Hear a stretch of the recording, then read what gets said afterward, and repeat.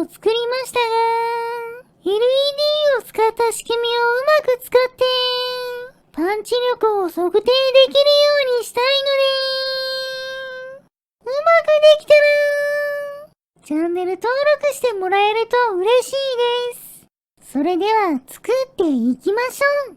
まずは、フソ66さんが開発した LED を使った装置を用意します。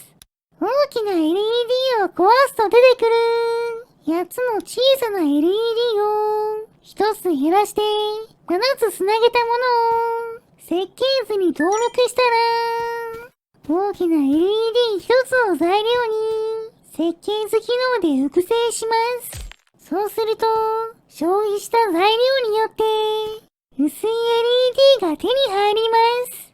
こちらをこんな感じで空のバッテリーの横と前後に古代の合金をつけたものと組み合わせると電子黒板のようなものが出来上がります。LED の上から電気を流せばバッテリーに充電された電気でしばらく LED が発光してくれます。そしてバッテリーの充電側を近づけることで電気を吸収してすぐに発光を止めることができました。この装置をたくさん組み合わせたものがフソ66さんの発明ですね。この一度電気を流すとしばらく点灯し続けて放電させてあげるとすぐに消灯するという仕組みを活かして作るものが今回のパンチングマシンです。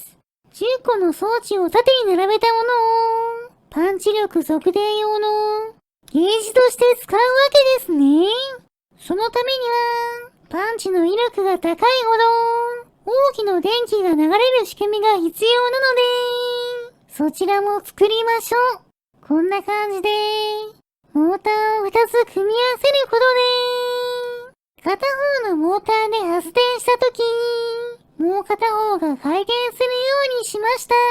これならパンチで投げる動きで発電させて威力を測れるんじゃないでしょうか。しかし発電量が足りないのか手で回して発電させようとしてももう片方のモーターはまともに回ってくれません。そこでモーターを3つ組み合わせて発電量を上げてみましょう。軸を回しても発電しないのでドローンをつけてみました。その時手で回転を補助するとしっかり発電してくれるのを確認できました。もしかしたら何か物がついていないとまともに発電しないのかもしれないので大鉄鋼を使って発電の回路を整えた後木の棒をつけて動かしてみるとモーターが動いています。ここで試しに石を追加してみるとなんと発電量が増えたみたいです。どうやらモーターの軸を回して発電する場合重いものをつけた方が同じ回転量でも発電しやすくなる法則があるみたいです。これならモーターは一つでも大丈夫そうなので発電用のモーターを一つに戻して測定用のモーターの付け方も間に空のバッテリーを挟む方式に変えてみました。これなら発電用のモーターを回転させる速さで測定用のモーターが動く量も変わってきそうです。そこで試しに大きなゴムとそれを支える重りを取り付けてパンチで動かしてみましょう。そうすると軽くパンチしただけでしばらくモーターが回ってくれました。次は少し強めにパンチするとなるほど、さっきよりも発電量が多くなったのか長くモーターが回っているような気もします。でも回っている時間が長すぎるので補修材で作った歯車を挟むことで回転に抵抗を与えてみましょう。そそうすると、これならすぐに止まってくれます。でも、振り子のように叩く部分が動いて、再び動き出してしまうので、可動範囲を制限することで、ぐらぐら揺れないようにしましょう。そして、最初に作った LED の仕組みも、歯車の動きで跳ね上げた電気の通った棒が通過する高さによって点灯する LED の数が変わるようにしてみました。これで威力を測れるはずです。早速動かしてみると、全部点灯してしまいます。放電用の回路から電気が流れ込んでくるみたいです。そこで放電用の回路を切り離して手で動かせるようにしました。これを動かすことで発電用のモーターに通電して電力が消耗するので点灯した LED をすべて消すことができます。でも消えるまでの時間が長いのでもっと消費電力を増やしましょう。 LED を使うと眩しすぎたので単合線のかけらを使うことで早めに消灯するようにしました。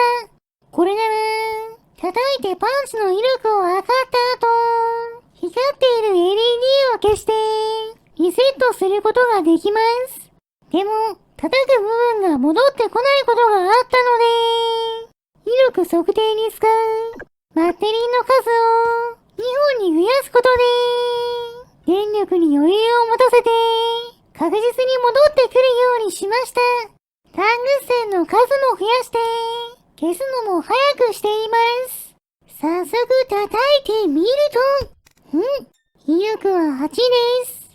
そして回路を動かすと叩く部分を元に戻して LED も消すことができました。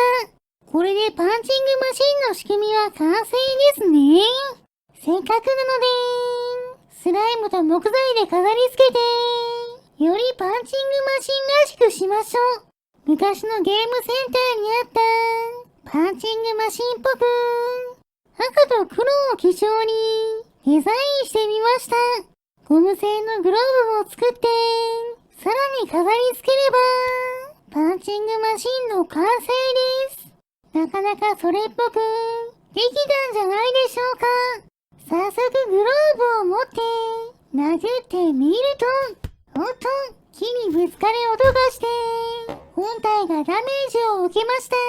裏側を見てみると叩く部分の下のパーツが接触していたので短いものに変更しましょう。よし、これなら問題なさそうです。発電量の変化に合わせてバッテリーの位置も変更したらこれで今度こそ完成ですね。